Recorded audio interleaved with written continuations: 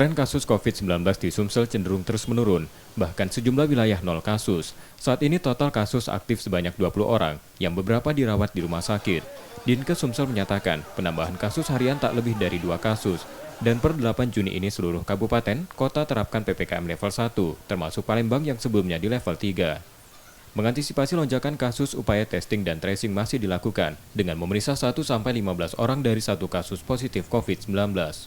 58 rumah sakit juga masih disiagakan untuk penanganan pasien COVID-19, yang saat ini tingkat keterisian tempat tidur sebanyak 1%. Ya, alhamdulillah kalau kita lihat tren data kita ya dalam hampir 2,5 bulan terakhir, itu kasus COVID sudah sangat menurun ya.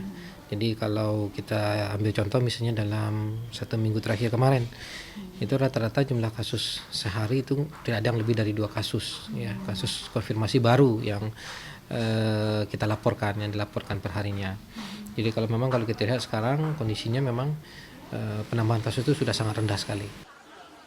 Meski situasi pandemi COVID-19 dianggap membaik, Dinkes Sumsel meminta masyarakat tetap menjaga dan terapkan protokol kesehatan hingga dinyatakan beralih ke endemi.